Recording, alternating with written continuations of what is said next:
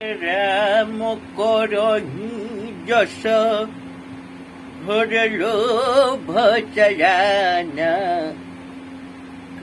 कर फोन और दादा छोटका लड़कुआ फोन करेगा। हेलो बाबू का कहता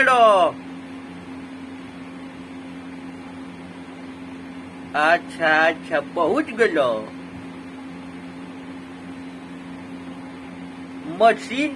मशीन ओइजा ठीक से पहुंच गई।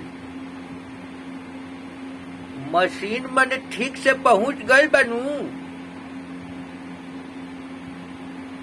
हाँ हाँ ना बाबू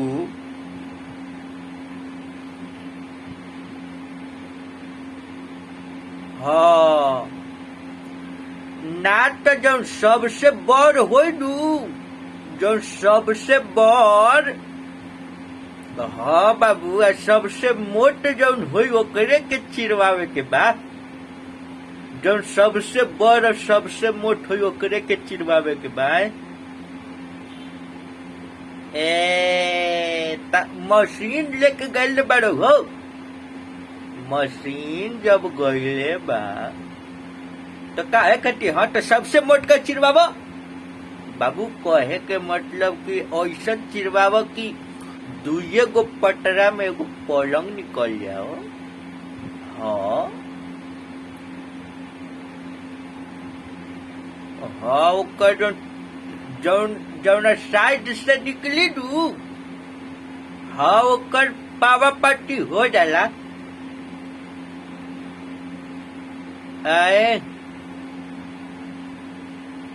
ना ओकर ऊपरे पातर नु बा पटार का कहत रहो तो ओकरा के कटवा दो।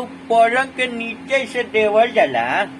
पलंग के नीचे बाबू तोहनी अभी लड़का नु बड़ा हो। हाँ उ देवल जाला उ बाती कहाला।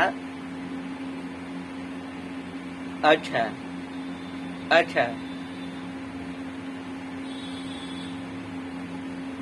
तो ओकरा सारे के कहले दा तू दू गो ब्लेड तू लेके जाके चाहिए ओकरा के।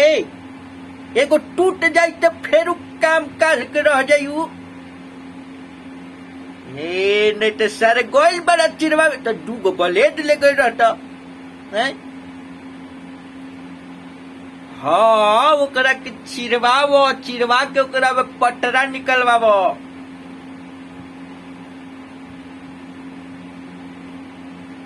मकई जुआता तो मकैया के टूर ले जा। मकैया के बाबू टूर लो। मकैया साझ के ये भुजाई खाइल जाई मिर्चाई। हाँ ओकरा में हाँ मकैया के तोड़ के ले आबो। साझ के ओकरा के ले हो।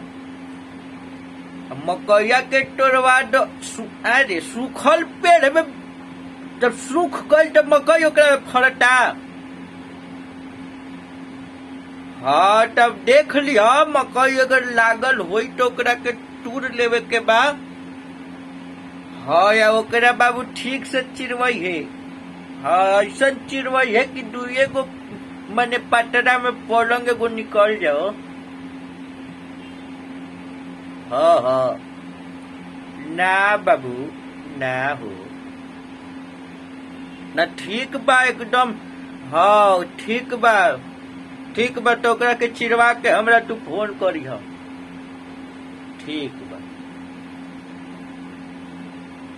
अरे भइल ऐसन बाबू की मकई लैले रहनी है।